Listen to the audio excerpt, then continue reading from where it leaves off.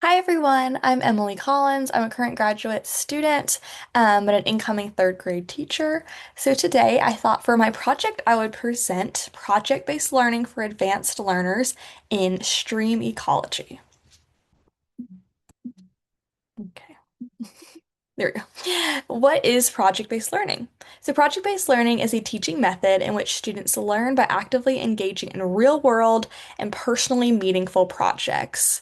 And through project-based learning, these students gain autonomy in their learning because they have more choice and they're able to pick more options and feel in control. They also allow for students to engage with adult challenges in personal and professional life, and there's not always one right answer to everything. So it's more of a holistic approach, and they're able to just demonstrate and showcase their work in a way that's not just a standardized test or a quiz or something very one way only. And that's really great for gifted learners who, especially twice exceptional learners who need kind of a different way to showcase their learning. And they can really showcase it in this way and do a wonderful job that maybe they could have done, less on a standardized exam. So. Okay, so for my application, the grade level I have chosen is fourth grade, and the subject I have chosen is science. And so the standard we're going to be using is obtain, evaluate, and communicate information about the roles of organisms and the flow of energy within an ecosystem. So we're talking about all about ecosystems today in our project-based learning lesson. So, if through this lesson, students will know what macroinvertebrates are and in what role they play in a stream ecosystem. So, do these macroinvertebrates change the ecosystem at all? Do they change in a positive, negative way? That's kind of what we're looking for in this activity. And we talked about that first standard, but one under it specifically design a scenario to demonstrate the effect of a change on an ecosystem. And that's exactly what we're doing through this PBL. So this is all about what we're doing. So in the introduction, students are going to be instructed on what macroinvertebrates even are, why they are important, and why they help scientists in the end. So they're also going to be shown photo examples, and this will all be done on a presentation, slides for the students to show exactly what we're going to be learning about and how this will help an ecosystem. And before all this, we have talked about what an ecosystem is, what it looks like, all the differences between them and all the things and kind of what goes into an ecosystem.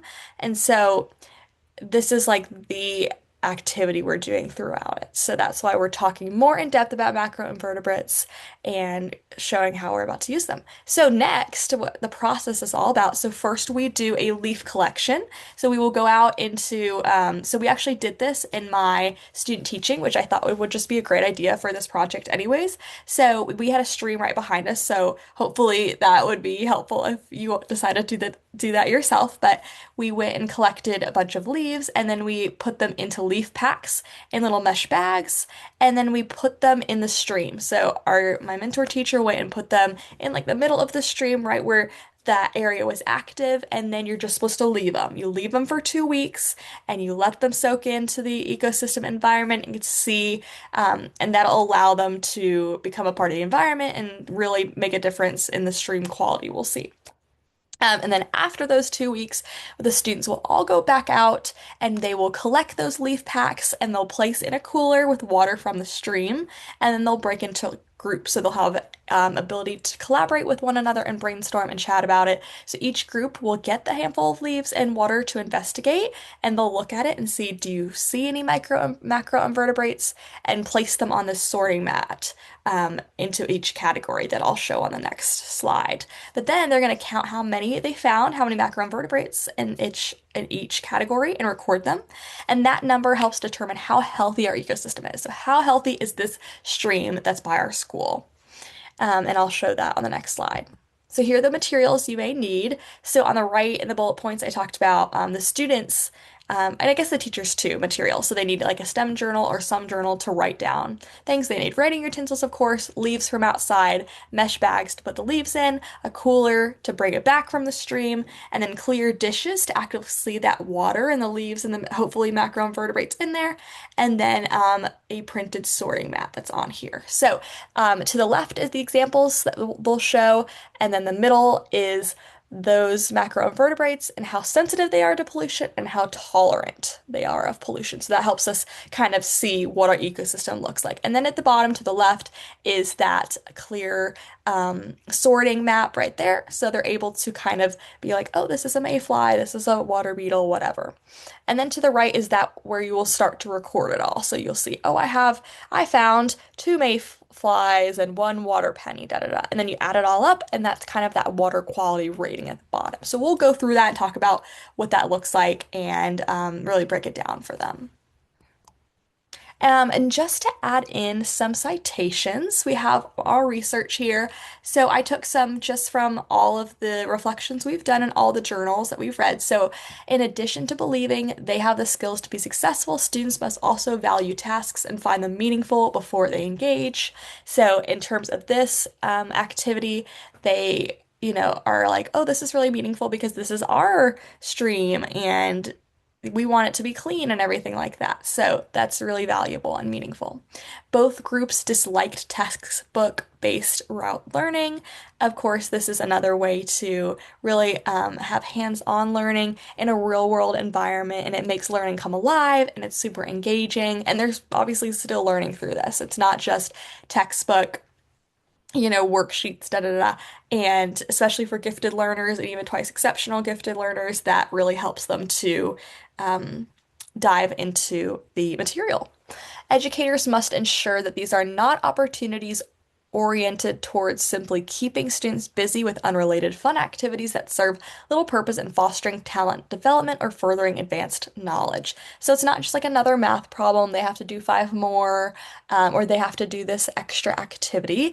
This is an opportunity for them to really delve into this idea of the ecosystems and the role that these macroinvertebrates play in it. And it's a totally more fun, exciting way than just, watching a video or doing some sort of worksheet on it.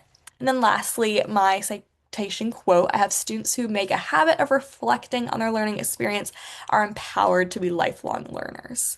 And we know that as education students here as well. But yeah, so they're able to reflect on how those macroinvertebrates, how they, came into that stream ecosystem and how they helped or not helped the ecosystem and how healthy is that stream ecosystem. And so they are reflecting on this experience and thinking about, oh, there's so much more to ecosystems than what I read in my textbook or what I watched in this video or something like that. So they're able to just think about it more. And then they're like, oh, maybe I want to do this for my career, and they have a background knowledge for all the things that they'll learn in the future. And then my key takeaways. So, project-based learning allows for a hands-on learning experience. So again, it's not just videos and textbooks and worksheets. They're getting out, getting their hands dirty, and really breaking it down to understand. This lesson has students active in their community and learning how we can make it a better place. So they're active in their stream community, especially like at my student teaching school. They went out into the lot around the school and was able to see the stream and understand that and think about how that, this stream goes into people's backyards and into the main area of the downtown and da da da. So, how can we help make that a better place? And then it promotes critical thinking and engagement for all students, particularly those who are gifted. So, of course, they're thinking about what are macroinvertebrates and how do they help this ecosystem and what does that mean for the future? And then of course, it's extremely more engaging to be out and in and, doing things with their hands than just sitting and listening. And then student-centered approach. So it's less of a teacher approach. The students themselves are brainstorming, they're collaborating with their peers during those groups when we break it down, and then they're problem solving at the end of this. So they are deciding, does these macroinvertebrates help?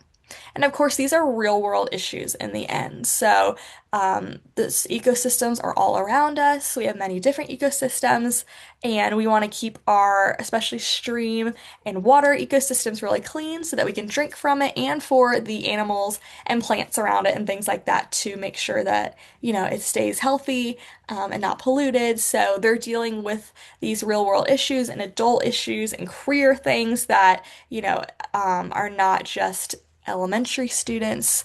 They're not just for 10-year-olds, but they're thinking very broadly and into the future. And then these are just my references from the past readings, and I put that standards on there as well, where I found those standards. So thank you so much for viewing my presentation, and yeah, bye.